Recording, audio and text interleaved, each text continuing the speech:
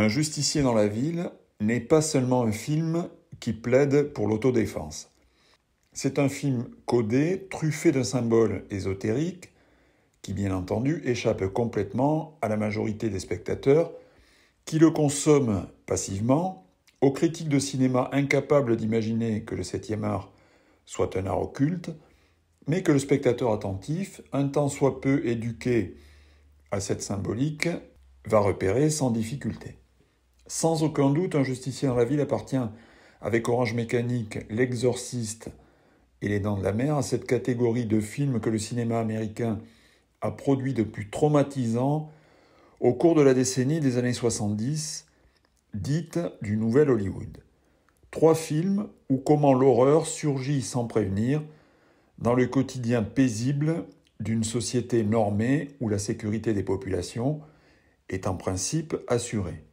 L'histoire d'un citoyen américain qui prend les armes pour venger un crime dont il est victime est à l'époque inédite, bien que la trame s'inspire largement de Bravados, western de 1958, où Gregory Peck se lançait à la recherche des assassins de sa famille et se rendrait compte à la fin du film qu'il s'était trompé de cible. Mais nous étions dans un western, à l'époque révolue des règlements de compte individuels. Ici, nous sommes dans un film contemporain qui se faisait l'écho d'une insécurité palpable traduite à l'époque par une augmentation de 170% des crimes et agressions dans les grandes villes américaines. De ce fait, l'éradication de la délinquance de proximité par le héros du film ne pouvait que trouver un écho favorable auprès d'une population excédée par ces actes de violence subis au quotidien. Reste à savoir à quel degré elle les subissait réellement. Le pouvoir des médias de l'époque à se nourrir de faits divers réels ou fabriqués pour construire un phénomène de société était exactement le même qu'aujourd'hui. De plus, les populations les plus affectées par la délinquance de rue ayant toujours été les classes populaires, or dans le film, la victime appartient à la classe moyenne supérieure. Dans le roman de Brian Garfield, le personnage était comptable. Dans le film, il devient architecte, celui de l'univers en question symbolisé par la ville de New York, dont il devient le dieu après que ses exploits soient relatés dans les médias. Un dieu païen, dont bien entendu les citoyens ne connaissent pas le visage, puisque personne ne sait qui il est, mais auquel chacun cherchera désormais à s'identifier. Il n'est plus le dieu de l'amour et du pardon, celui qu'on priait dans les westerns, mais le dieu de la vengeance. Il véhicule des valeurs fondées sur la division, la crainte et la peur de l'autre. En résumé, il est le dieu qui divise pour mieux régner dans un film qui n'est rien d'autre qu'une entreprise de contrôle mental de type monarque, et c'est parfaitement revendiqué dans le 2e épisode de la franchise, tourné 8 ans plus tard. Nous allons voir comment, au-delà du Vigilant Movie, genre cinématographique né dans les années 70, le film fait le portrait d'un citoyen lambda victime d'un dédoublement de personnalité provoqué par un traumatisme, et comment du fait que le spectateur s'identifie pleinement au héros, il se verra lui aussi programmé mentalement, reste à savoir dans quelle intention. La plus évidente est de détourner le regard du public de son véritable ennemi, en l'occurrence le pouvoir politique et économique, dont il est victime au quotidien, pour lui faire craindre le petit délinquant de proximité, qui certes n'est pas une chimère, mais dont la probabilité de nuisance est tout de même beaucoup plus faible. C'est d'ailleurs une des grandes missions du Hollywood des années 70 que de détourner le public des véritables problèmes sociaux et économiques auxquels il est confronté, et dont bien entendu le pouvoir est responsable. Il faut lui faire croire que le danger vient des tsunamis, des requins géants, des tours en flammes, des invasions d'insectes, d'avalanches, des voyous des rues qui, redisons-le, n'ont rien de fictif, mais dont on décuple la dangerosité et le nombre. Tout au long de la franchise Death Wish, qui comprend 5 films, le fait que ce personnage soit sempiternellement victime de ces voyous de bas étage, l'opinion publique sur la récurrence du phénomène n'en est que renforcée. La police, toujours laxiste, se voit mécaniquement accusée de protéger les délinquants du bas, sans que la question ne soit jamais posée sur son inefficacité à le protéger du délinquant du haut.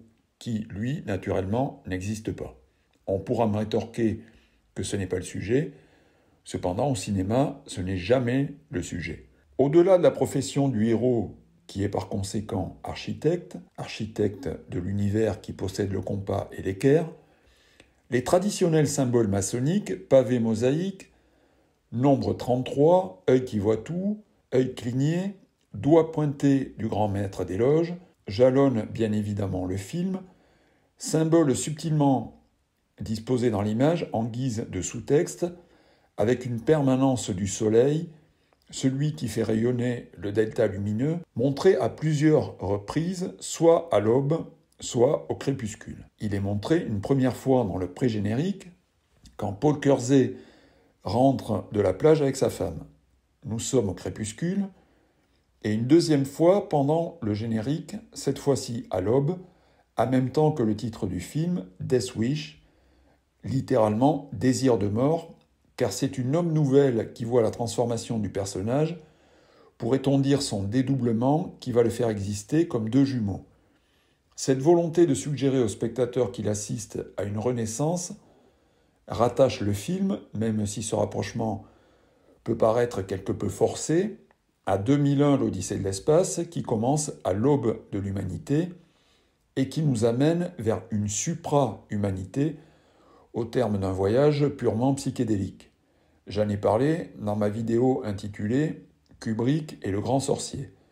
Nous assistons dans Un Justicier dans la ville à une transformation assez similaire qui a, comme dans 2001, pour point de départ un endroit sauvage, celui où Kersey passe ses vacances avec sa femme et qui d'un plan à l'autre nous transporte dans un autre univers, voire une autre ère, celle de la civilisation. Cette représentation de l'aube est très probablement l'expression de la Golden Dawn, ordre paramaçonnique centré sur l'occultisme, la magie et la mystique, plus présent en Angleterre que dans les autres pays. Michael Winner était anglais et Kubrick, pour ainsi dire, également. On peut dire qu'Un Justicier dans la ville est à l'image de 2001, mais aussi de L'Exorciste ou des Dents de la Mer, un film totalement mystique dans le sens où, comme les autres films, il décrit des situations irréelles. Personne n'a jamais fait ce que Bronson fait dans le film, à partir d'événements qui transcendent la réalité en lien avec un état de conscience modifié. Et l'univers du grand architecte est aussi factice que celui de 2001, dans le sens où il est constitué de maquettes, celles avec lesquelles s'amuse Kubrick, et celles prises au pied de la lettre que domine Paul Kersey comme le metteur en scène d'un film en train de préparer son plan de travail.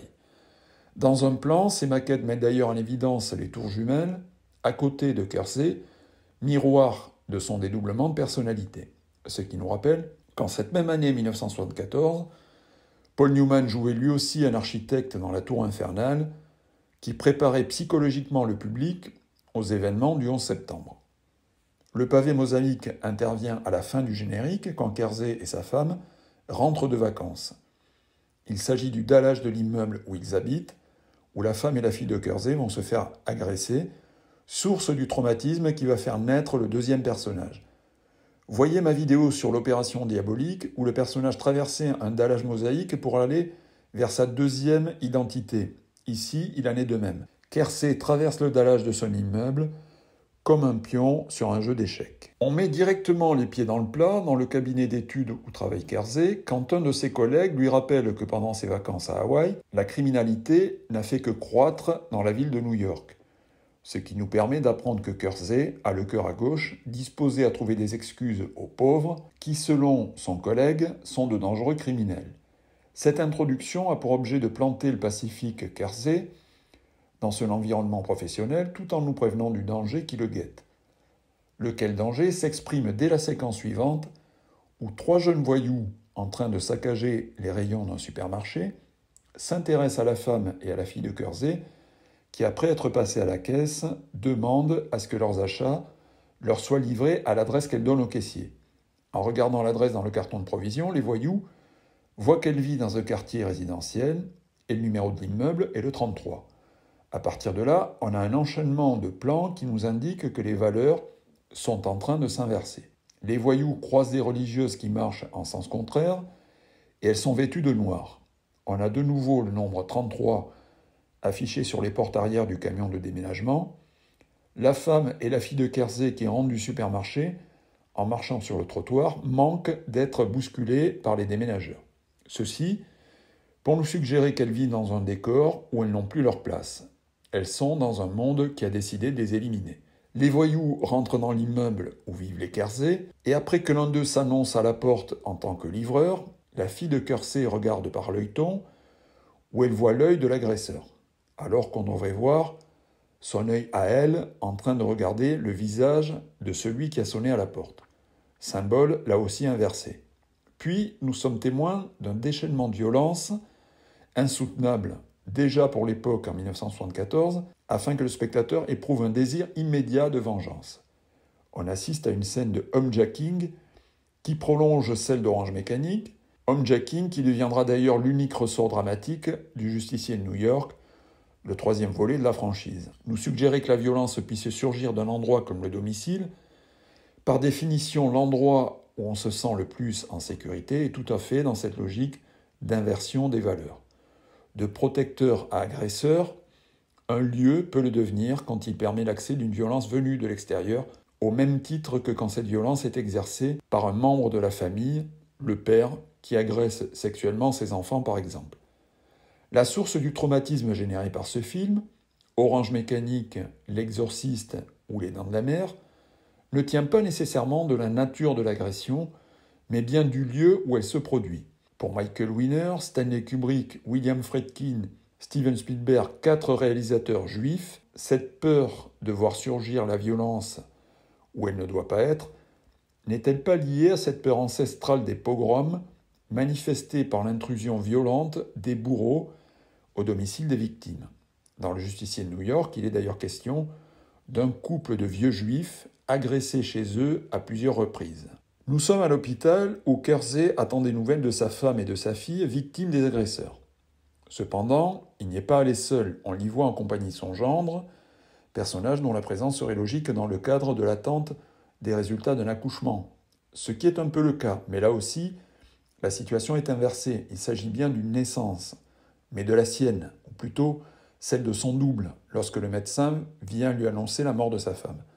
Un très gros plan du visage de Kersey nous montre l'électrochoc qui le plonge dans une sorte d'hypnose.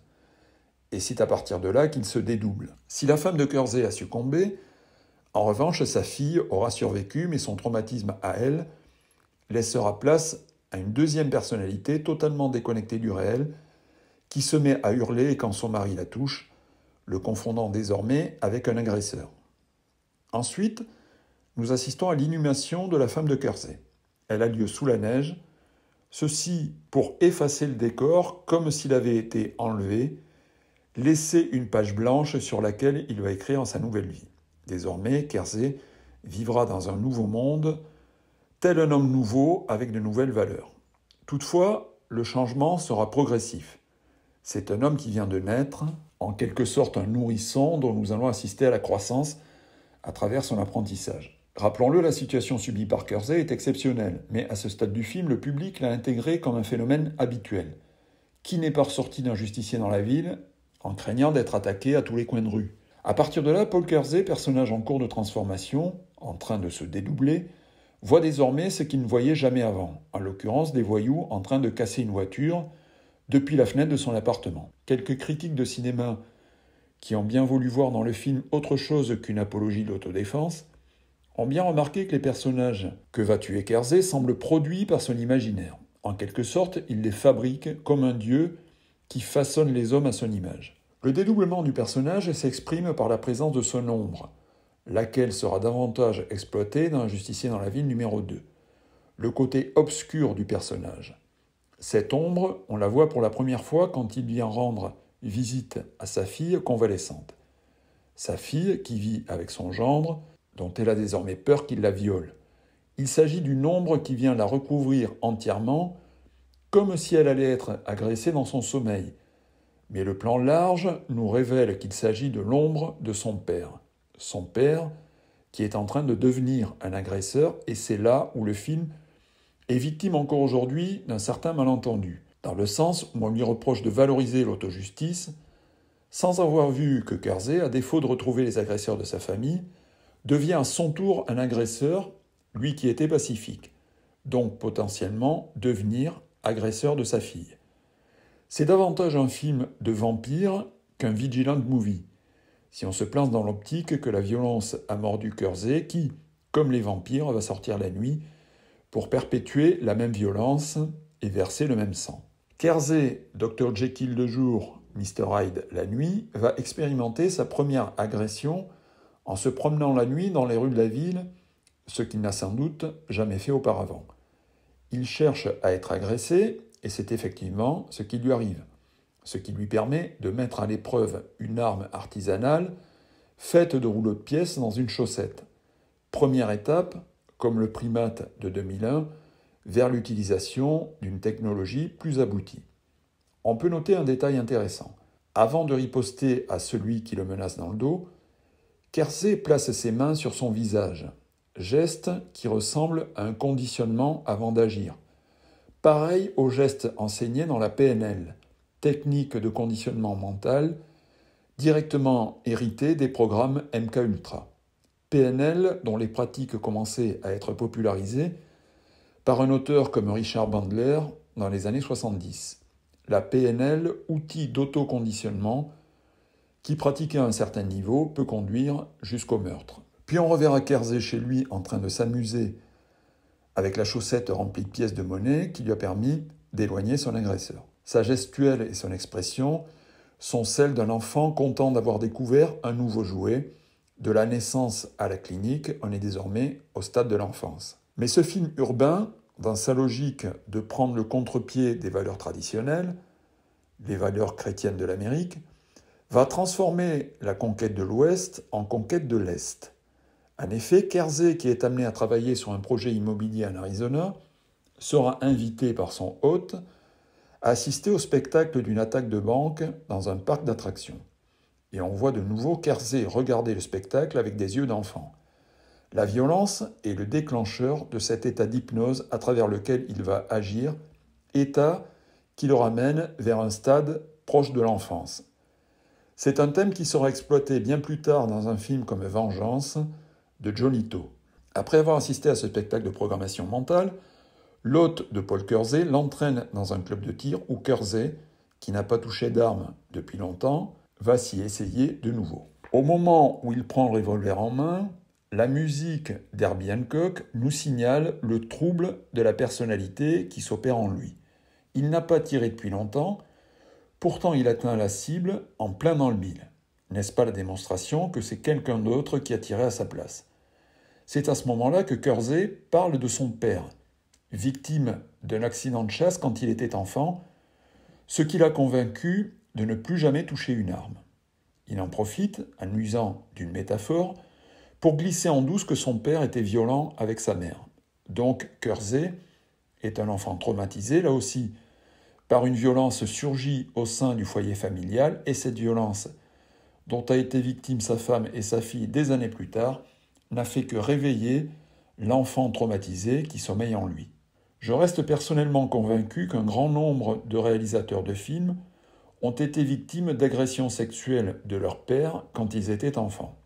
Selon une anecdote rapportée par Bertrand Tavernier, Michael Winner détestait le sien et en examinant sa filmographie, notamment des films comme Le Corrupteur, L'Homme de la Loi, Scorpio ou L'Arme au poing qui là aussi dédouble le personnage principal, on peut supposer qu'il appartenait à cette catégorie d'enfants traumatisés par le foyer familial. Alors cette conquête de l'Est, c'est-à-dire une traversée inversée par rapport à celle des pionniers, est celle que va opérer Kersey, une arme à la main, pour combattre les voyous de la rue, comme les premiers Américains combattaient les Indiens. Avec l'arme à feu qu'il possède désormais, il sort de chez lui la nuit, tel un vampire, à la recherche de nouvelles victimes qu'il s'emploie à provoquer pour qu'elles viennent l'agresser. À noter que son revolver est un calibre 32, référence à cet ordre secret que sont les Skulls and Bones, fondé en 1832. J'en ai aussi parlé dans la vidéo sur Rendez-vous avec la peur. Dans ce monde occulte où tout est inversé, Un graffiti indique le nombre 911 à l'envers, montré 3 fois dans la même séquence, dont une à côté de Kersey, dédoublée par ce nombre. C'est un plan qui fait écho au plan où on le voit à côté des tours jumelles, où il discutait d'un chantier, mais d'un chantier en Arizona, pas du tout d'un chantier à New York. Dans Le Flingueur en 1972, Winner avait fait du personnage qu'interprète Bronson un homosexuel amoureux du jeune tueur à gages à qui il apprenait le métier, joué par un acteur qui lui ressemblait, ceci afin d'instaurer là aussi une sensation de dédoublement. Alors la scène où Kersey, en se promenant la nuit, est attiré par la présence d'un jeune homme ressemble parfaitement à la manière dont les homosexuels se rencontrent dans les jardins publics. En lui pointant son revolver, le jeune le traite d'ailleurs de salope, et on voit Kersey angoissé, comme avant un premier rapport amoureux, puis se retourner et tirer sur le jeune en tenant son revolver au niveau du sexe, son manteau ouvert à la manière d'un exhibitionniste. Après quoi, il rentre chez lui pour aller vomir, dégoûté d'avoir tué un homme, ou bien avoir eu un rapport sexuel avec lui. Faire de Bronson un homosexuel, à son insu, ça va de soi, est un pari audacieux, mais les images parlent d'elles-mêmes. Kersey, personnage en état de choc, n'est-il pas en train de tuer des hommes qu'il désire, à la manière du personnage joué par Al Pacino dans Cruising? Et dès le lendemain, Kersey lit dans la presse le récit du meurtre qu'il a lui-même commis, avec le même détachement que s'il lisait un fait divers qui ne le concerne pas. La nuit suivante, à la recherche de nouvelles proies, là aussi dans un endroit où les hommes se retrouvent à l'abri des regards, c'est-à-dire une impasse, il tombe sur un trio de délinquants, et pour la première fois, il a affaire à des noirs, avec lesquels le film s'était jusque-là montré prudent. Pour que l'adhésion du spectateur avec Kersey soit totale, le policier chargé de l'enquête sur ces meurtres n'a rien d'un héros. C'est un anti-inspecteur Harry qui n'a aucune chance de faire basculer l'opinion du public de son côté. De plus, Kersey est désormais un personnage perpétuellement persécuté, cette fois-ci dans le métro, où il abat de nouveaux agresseurs. Et c'est à partir de là qu'il devient une personnalité publique qui intéresse les télés du monde entier. Un dieu vengeur dont on ne connaît ni le nom ni le visage, mais que les foules vont commencer à aduler. Il y a un lien de parenté direct entre Kersey et Harmonica que jouait Bronson dans Il était une fois dans l'Ouest, qui raconte aussi la vengeance d'un enfant traumatisé. Et là, qu'est-il en train de se passer ? Lorsque son gendre lui rend visite chez lui, il voit que Kersey vient de repeindre son appartement en orange. La couleur orange, dont j'avais parlé dans la vidéo où il est question de 2001, l'Odyssée de l'espace, est dans la numérologie pythagoricienne l'équivalent du 33, dans le sens où A égale 1, B égale 2, etc.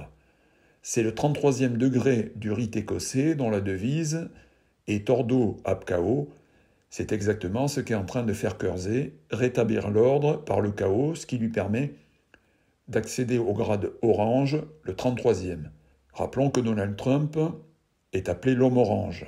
On pense aussi à cette chanson énigmatique de Michel Jonas, L'homme orange, sortie à la même époque, 1975. Cet homme étrange, dans un déshabillé orange, qui arrête les passants pour les vider de leur sang. Une chanson sur Paul Kersey, point d'interrogation.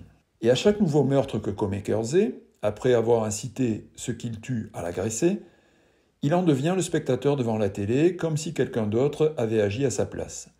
Idem lorsqu'il est invité à un cocktail où tout le monde parle du justicier, sans savoir qu'il est parmi eux. Kersey est bien l'homme orange du 33e degré, celui qui doit garder le secret sur le monde auquel il appartient désormais.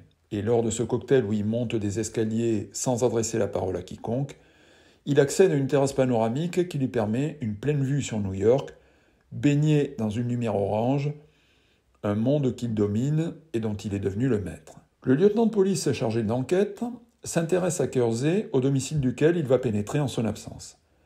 La fiche de renseignement établie par son adjoint indique que Kersey est objecteur de conscience et qu'un objecteur de conscience ne peut pas jouer au justicier. Une nouvelle fois, on insiste sur le caractère dédoublé du personnage. Puis, on voit Kersey sortir de chez lui, sous le numéro 33, et les flics pénétrer dans le hall de son immeuble au dallage noir et blanc. Et pendant que les flics fouillent chez lui, un plan nous montre Kersey indifférent à une affiche de Newsweek qui parle du justicier, comme s'il s'agissait de quelqu'un d'autre. Quand le lieutenant de police vient informer le procureur qu'il tient peut-être l'identité du justicier en la personne de Kersey, celui-ci lui répond qu'il ne faut pas l'arrêter, mais au contraire faire en sorte qu'il disparaisse. Il justifie son point de vue du fait que les agressions dans les rues de New York aient diminué de moitié depuis la naissance du justicier et que si la population apprend son arrestation, d'autres justiciers risquent de se manifester un peu partout. C'est-à-dire qu'on nous présente ici la justice comme une société secrète avec des hommes réunis dans un bureau, aux boiseries austères, en train de conspirer à l'abri des regards et cherchant à protéger Kersey qui fait désormais partie des leurs. Dans une scène où Kersey, qui se sait surveiller, quitte son appartement par la sortie de service, le lieutenant en planque dans une voiture voit sortir de l'immeuble de Kersey, donc au numéro 33, ni plus ni moins que les personnages du Magicien d'Oz. Ces personnages qui, dans le conte et ses différentes adaptations au cinéma, accompagnent le personnage de Dorothy dans le monde imaginaire où elle s'évade pour échapper à ses sévices, exactement comme le fait Kersey. Mais rappelons-le, ces personnages sont là pour maintenir Dorothy dans un état second qui lui montre une illusion de la réalité. On peut trouver étrange que Kersey, qui se sait surveiller, sorte quand même de chez lui pour aller flinguer des voyous. Mais il le fait parce qu'il poursuit une mission qu'il doit mener à bout jusqu'à sa dernière étape. Et les voyous lui tombent systématiquement dessus dès qu'il met le nez dehors. À chaque fois, dans un escalier ou à proximité d'un escalier. Le premier homme qu'il avait tué était descendu d'un escalier par lequel Kersey s'enfuyait ensuite.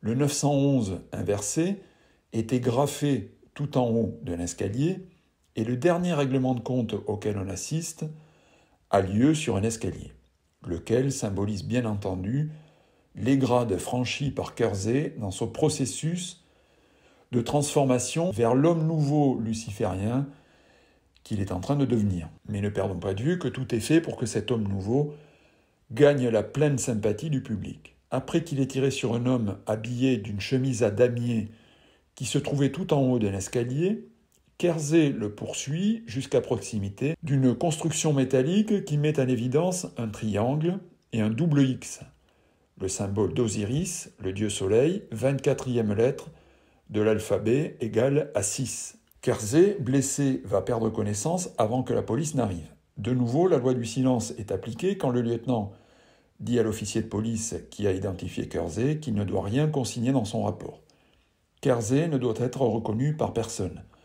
Et lorsque le lieutenant lui rend visite à l'hôpital, il lui fait promettre de quitter New York en échange de son silence sur les crimes qu'il a commis. Kersey demande alors, avant le coucher du soleil, en référence au tueur solitaire qui quitte la ville dans les westerns, mais surtout en référence à Osiris. Kersey, qui a demandé sa mutation au cabinet d'architecte pour lequel il travaille, se retrouve donc à Chicago.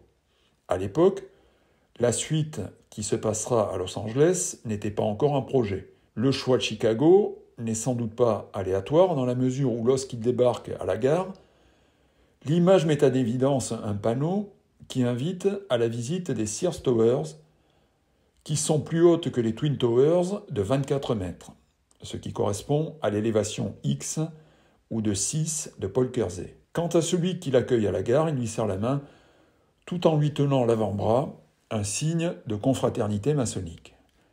Et tandis que son hôte est en train de lui parler, Kersey, programmé mentalement, entre littéralement en état d'hypnose en voyant un groupe de jeunes en train de bousculer une jeune femme. Une jeune femme vers laquelle il marche pour aller l'aider, puis il regarde les jeunes vers lesquels il pointe son doigt en clignant son œil. Il n'a plus besoin de leur tirer dessus, puisque ce désir de tuer, le Death Wish, il l'a transmis au spectateur qui, lui, a envie de le faire à sa place. Spectateur à qui il adresse un clin d'œil avec son index pointé vers lui, index qui est celui que le maçon applique contre la poignée d'un frère pour lui signaler qu'il est d'un grade supérieur au sien. C'est ce que fait Kersey avec nous, il est devenu notre initiateur et notre maître.